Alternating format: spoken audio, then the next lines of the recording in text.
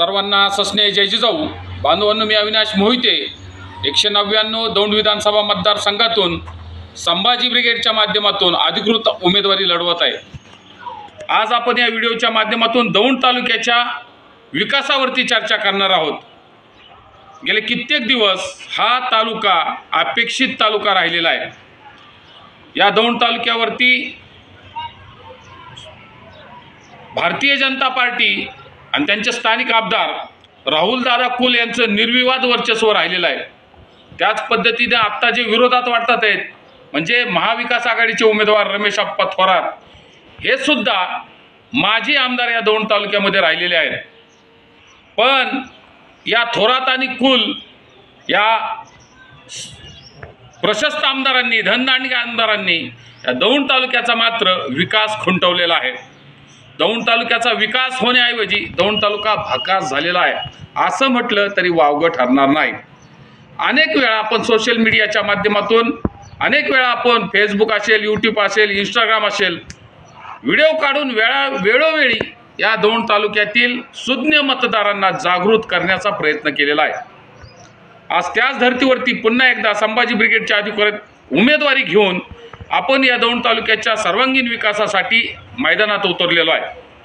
परंतु बांधवांनो, सगळ्यात मोठी शोकांतिका ही आहे की दौंड तालुक्यातील जनता मात्र डोळ्यावरती पट्टी पांघरून या ठिकाणी उभी राहिली, म्हणजे येड्याची चादर पांघरून घेतल्यागत वावगत आहे. खऱ्या अर्थानं मला असं वाटतंय की दौंड तालुक्यातील सुज्ञ मतदार आज गांधीजींचे 3 माकडं झालेले, आंधळा, मुका आणि भायरा. कारण कितीही वेळा त्यांना जागृत करण्याचा प्रयत्न केला तर ते काही जागृत होत नाहीत. मला असं वाटतं की हटकून या दौंड तालुक्यातील मतदारांनी झोपेचं सोंग घेतलेलं आहे. म्हणजे ज्या प्रस्थापितांनी हा तालुका एकदम भकास करून टाकलाय त्या प्रस्थापितांना वारंवार निवडून का दिलं जातं हा पहिल्यांदा प्रश्न या व्हिडिओच्या माध्यमातून मला दौंड तालुक्यातील जनतेला विचारायचा आहे. दौंड तालुक्यासाठी या भारतीय जनता पार्टी आणि त्यांच्या प्रस्थापित आमदार राहुलदादा कुल यांनी काय केलंय याचं उत्तर मतदारांना माहीत असताना सुद्धा तरी सुद्धा पुन्हा एकदा तोच प्रयत्न केला जातोय, तेच फॉर्म्युला वापरला जातोय. दौंड तालुक्यातील शेतकऱ्यांसाठी, कष्टकऱ्यांसाठी, वंचितांसाठी, दलितांसाठी, मुस्लिमांसाठी, विद्यार्थ्यांसाठी आणि महिलांसाठी काय केलं ह्या लोकांनी? यांनी फक्त स्वतःची घरं भरण्याचा प्रयत्न केलेला आहे. हे गेंड्याच्या कातडीचं हे आमदार, गेंड्याच्या कातडीचे हे सरकार यांना गरिबांची कधीच जाणीव होत नाही. हे गरिबांचे कैवारी कधीच ठरू शकत नाही. म्हणून वेळोवेळी आपण या तालुक्यातील जनतेला जागृत करण्याचा प्रयत्न केलेला आहे. संभाजी ब्रिगेड ही अशी एक संघटना आहे ज्याला आग्या मोहोळ म्हणून ओळखलं जातं. ज्यांना ज्यांना संभाजी ब्रिगेडची विचारधारा माहिती आहे ते लोक संभाजी ब्रिगेडवरती चिखलफेक, दगडफेक कधीही करू शकत नाही. कारण त्यांना माहिती आहे संभाजी ब्रिगेड कधी एकदा पाठीमागं लागलं तर चांगल्यांची धुळधाण केल्याशिवाय आम्ही शांत बसत नाही. कारण आम्ही वैचारिक लोक आहोत. आम्हाला माहिती आहे काय खरं आहे काय खोटं आहे. कारण आमच्या धडावर आमचं डोकं आहे आणि आमच्या डोक्यात आमचा मेंदू आहे. आम्ही आमच्या मेंदूने चिकित्सा करतो. अरे काय खोटं आहे काय खोटं आहे तपासून पाहतो, काय खरं आहे काय खोटं तपासून पाहतो आणि नंतर मग त्याच्यावर विचार प्रकट करतो. कारण आम्ही बाबासाहेबांचे विचार डोक्यावर नाही तर डोक्यात घेतलेला आहे. बाबासाहेबांनी जो आम्हाला मतारूपी मूलभूत अधिकार दिलेला आहे आम्ही तो योग्य ठिकाणी वापरण्याचा स्वतः प्रयत्न करतो, दुसऱ्यांना सुद्धा सल्ला देतो. म्हणून या महाराष्ट्रातील सुज्ञ जनतेला, या दौंड तालुक्यातील सुज्ञ जनतेला सतत जागृत करण्याचा आम्ही वारंवार प्रयत्न करत असतो. पण काही बिनडोक मंदबुद्धीची लोक वारंवार आमच्यावर टीका टिप्पणी करतात, पण असल्या भुरट्यांना आम्ही कधीही दाद देत नाही. म्हणून मला या व्हिडिओच्या माध्यमातून दौंड तालुक्यातल्या सुज्ञ मतदारांना सांगायचं आहे, दादा हो, योग्य वेळ आहे, ही योग्य संधी, या संधीचं आपण सोनं केलं पाहिजे. आज मतातून आपल्याला बदल घडवण्याची संधी या ठिकाणी उपलब्ध झालेली आहे. संभाजी ब्रिगेडच्या रूपानं एक चांगला उमेदवार, चांगला पदवीधर उमेदवार आज या मतदारसंघामध्ये संभाजी ब्रिगेडने दिलेला आहे. या दौंड तालुक्याचा विकास करण्यासाठी आपण आमच्या शिलाई मशीन या चित्रावरती बटन दाबून आज प्रचंड मतानं निवडून देण्याची गरज आहे. नाहीतर हे धनदांडगे असेच तुम्हाला झुलवत राहणार आणि तुम्ही यांचे उंबरटे झिजवत राहणार. आमची लढाई, आमचा संघर्ष हा कायम राहणार आहे. रक्ताच्या शेवटच्या थेंबापर्यंत आमची लढाई सुरू राहणार आहे. अहो, हे प्रस्थापितांच्या विरोधात विस्थापितांची लढाई आहे, ते तुम्ही समजून घेत नाही. आमची लढाई गोरगरीब जनतेसाठी, शेवटच्या घटकाला न्याय मिळाला पाहिजे, ही आमची भूमिका आहे. या दौंड तालुक्यातच नव्हे तर या महाराष्ट्रामध्ये जातीपातीचं राजकारण केलं जातंय. मुस्लिमांना हिंदूंना मुस्लिमांच्या विरोधात लढवलं जातंय आणि हिंदू खतरे में म्हणून सांगितलं जातंय. आज या देशामध्ये 90, 70, 80% हिंदू राहतोय, मग तो खतरे में कसा? मुस्लिमांना सतत अतिरेकी दाखवण्याचा प्रयत्न या महाराष्ट्रामध्ये भारतीय जनता पार्टी करते. तरी सुद्धा या महाराष्ट्रातला मुस्लिम भारतीय जनता पार्टीच्या पाठीमागं जातो का आणि कशासाठी? फक्त पदाच्या लालचेनी, कुठल्या तरी स्वार्थासाठी, कुठल्या तरी मोहासाठी. हे असं चालणार नाही. मुसलमानांना जागृत झालं पाहिजे. या भारतीय जनता पार्टीनं या देशाला देशोधडीला लावलेला आहे, खाजगीकरणाचा सपाटा लावलेला आहे. तुम्ही पाहताय, रोज ऐकताय. रेल्वे खाजगीकरण केलं, MSCB खाजगीकरण केलं, LIC खाजगीकरणाच्या ठेप्यावर आहे, BSNL खाजगीकरण करून संपवलेलं आहे. या महाराष्ट्रातील अनेक कंपन्या देशोधडीला लावलेल्या आहेत. सर्व कंपन्या गुजरातला गेलेल्या आहेत. रेल्वे खाजगीकरणाच्या टप्प्यावर आहे. सर्व काही अडाणी, अंबानी घशात घातलं जात आहे. तरी सुद्धा तुम्ही गप्प आहे, कारण तुम्ही येड्याची चादर पांघरलेली आहे. तुम्ही जागृत होत नाहीत. प्रबोधकांत ठाकरे म्हणले, या महाराष्ट्रातली जनता जोपर्यंत संघर्ष करून उठणार नाही तोपर्यंत या देशाचं काही खरं नाही. देव आणि धर्म याच्यावर सतत झुलवत ठेवलं जातंय. कुणाचं पोट भरतंय? शेठजीचं आणि भटजीचं पोट भरतंय. गरिबांचं काय? शेतकऱ्यांचं काय? पिकाला हमी भाव देतात का? लाईट या ग्रामीण भागामध्ये फक्त 8 तास आहे. लाजा वाटल्या पाहिजे ह्या आमदारांना. काय चाललंय या दौंडमध्ये? विकासाच्या नावावर भकास करून टाकलंय. अहो, खड्ड्यात रस्ते की रस्त्यात खड्डे, अशी परिस्थिती आहे. तुम्ही मलटणला जावा, तुम्ही तिकडं राजेगावला जावा, तुम्ही इकडं खुटबावला जावा, तुम्ही इकडं हिंगणी गाड्याला जावा, नाही तर तुम्ही तिकडं पडवी बिडवी सुपा या ठिकाणी जाऊन बघा रस्त्यांची काय अवस्था आहे. काय करतात आमदार ह्या भागात? काय चाललाय विकास? हा प्रश्न आहे या व्हिडिओच्या माध्यमातून या दौंड तालुक्यातल्या आमदारांचा. एकही नवीन प्रोजेक्ट या दौंड तालुक्यामध्ये आणला नाही. जी MIDC कुरकुम या ठिकाणी बसली, केमिकलची कंपनी आहे. 10 गावातलं पाणी दूषित झालंय. अहो, श्वास घ्यायला सुद्धा जागा नाही. 10 वर्षांना आयुष्यमान कमी झालंय. खरंय का नाही? दौंड तालुक्यातल्या मतदारांना प्रश्न विचारतोय, खरंय का नाही? 10 गावातलं पाणी खराब झालंय का नाही? हृदयाचे, मेंदूचे विकार त्या लोकांना जडलेत का नाही? सांगावं. दौंड तालुक्यातील तरुणांसाठी आमदारांनी काय केलं? हा सरळ सरळ प्रश्न आहे. राहुल दादा कुल यांनी तरुणांसाठी एकही प्रकल्प दौंड तालुक्यात आणलेला नाही. शेतकऱ्यांसाठी कुठलीही पॉलिसी राबवलेली नाही. ना कधी पिकाला हमी भाव दिला. कारखान्याची काय अवस्था आहे? सहकार संपवलं ह्या लोकांनी. हजारो कोटींचं कर्ज या भीमापाट सहकारी कारखान्यावरती आहे. आजही तिथला कामगार कामापासून वंचित आहे. पगार दिले जात नाहीत. काय परिस्थिती आहे? पगार दिले जात नाही. आंदोलन करण्याची वेळ येते. कामगारांना कष्टाचा पैसा मागतोय. हो, तुमच्यासारखं देवेंद्र फडणवीस कडून लोन घ्यायचं आणि घाच्यात घालायचं असलं नाही. रमेश आप्पा थोरात यांनी काय केलं? बँकेत बसून काय केलं? इतक्या दिवस त्यांच्याकडे बँक होती, काय केलं? किती शेतकऱ्यांना कर्ज दिलं? इतक्या दिवस तुमच्याकडे आमदारकी होती, काय केलं? म्हणजे या दौंड तालुक्यामध्ये फक्त थोरात कुल इथलंच राजकारण फिरतंय. हे राजकारण आपल्याला का संपवायची आता वेळ आलेली आहे.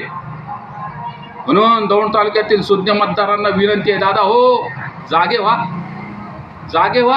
किती दिवस झोपेचं सोंग घेणार आहात? एकही नवीन शाळा या दौंड तालुक्यात इंग्लिश मीडियम आलेली नाही. तुम्ही बघितलं, सिनियर KG, दुसरी कुठली KG, ज्युनियर KG, 50 आणि 60 हजार रुपयाशिवाय ॲडमिशन नाही. कुठली शाळा महाराष्ट्र शासनाची या ग्रामीण भागामध्ये आलेली आहे? तरुणांसाठी कुठली व्यायामशाळा या दौंड तालुक्यामध्ये आलेली आहे? तरुणांसाठी कुठलं नवीन ग्रंथालय या भागामध्ये आलेले आहे? औद्योगिक शिक्षणाची कास या दौंड तालुक्यामध्ये कुठली शिक्षण संस्था उभी राहिलेली आहे? सांगावं. म्हणून विनंती आहे, बाबा हो, दौंड तालुका विकास हवा आहे का दौंड तालुक्याचा भाकास झालेला बघायचा आहे? आत्ता 5 वर्षात जर तुम्ही गप्प राहिला तर पुढच्या 5 वर्षामध्ये काय होईल सांगता येत नाही. भारतीय जनता पार्टीनं फार मोठी धूळफेक शेतकऱ्यांच्या डोळ्यात, कष्टकऱ्यांच्या डोळ्यात, कामगारांच्या डोळ्यात केलेली आहे.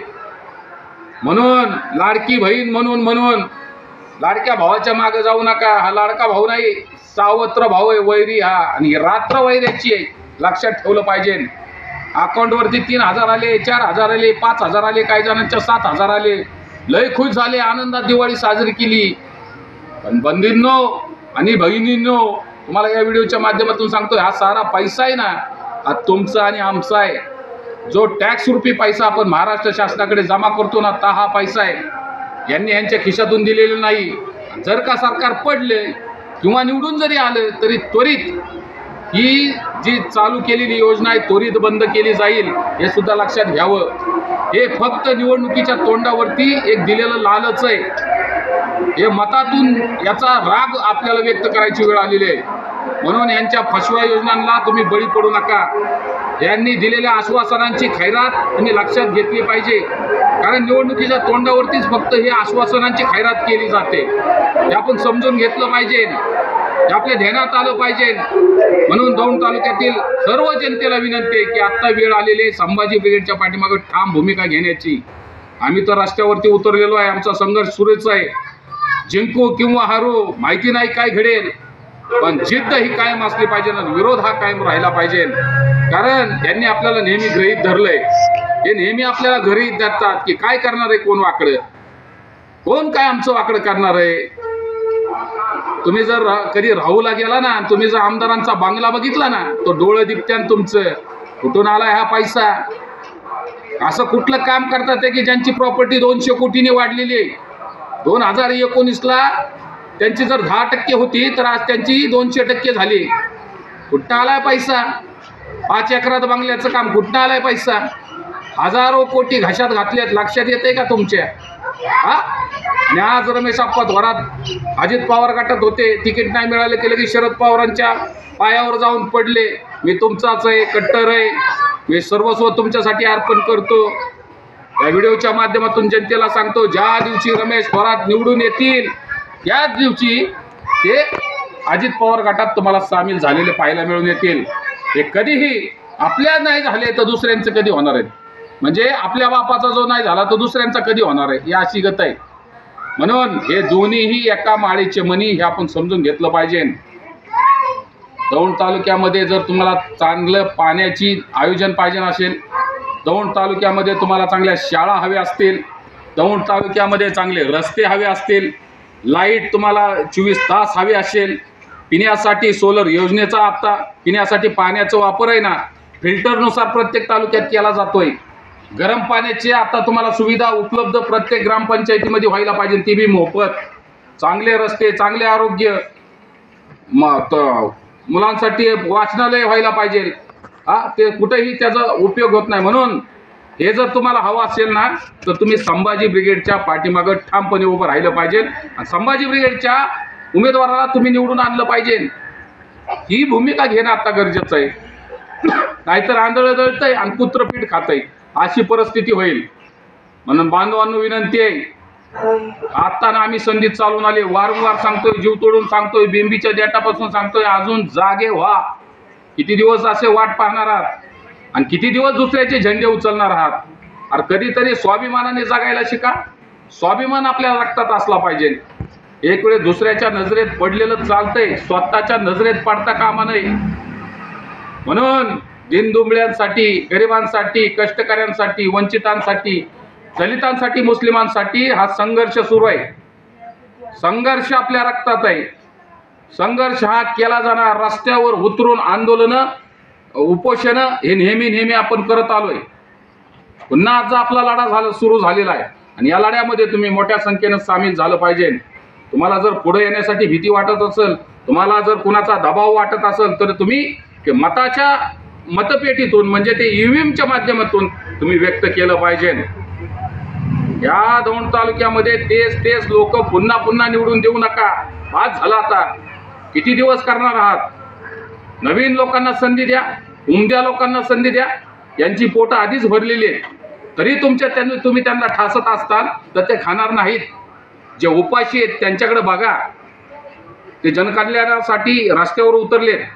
लोकांना जरी वाटत असलं कि मी काय करतो, काय करू शकतो, हम निकले थे अकेले लोग जुटते गए और कारवा बनता गया, इतना भी याद रखो. म्हणून मुस्लिमांना विनंती आहे, दलितांना विनंती आहे, बाबा हो हे आपले कधीच नाहीत, होणार नाहीत.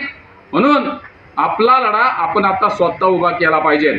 म्हणून बाबासाहेब आंबेडकर म्हणले, शिका, संघटित व्हा आणि संघर्ष करा. संघर्ष आपल्या रक्तात आहे. महापुरुषांची विचारधारा घेऊन आपण आज मैदानात उतरलेलो आहे. महापुरुषांचे विचार आपल्या डोक्यात आहे. अभ्यास आपण करतो, वाचतो आपण. म्हणून आपला मनगट मेंदू मनका सशक्त झालेला आहे. म्हणून ही धमक आहे ना, ही वाचनातून आलेली ही धमक आहे ना, ही बाबासाहेबांची आहे, ही अण्णाभाऊ साठेंची आहे आणि ही महात्मा फुलेंची आहे आणि छत्रपती शिवरायांची आहे. म्हणून विनंती आहे, वेळ आता आलेली आहे, आत्ता तरी सुधरा, नाही तर तुमचा वाली हा परमेश्वर आहे.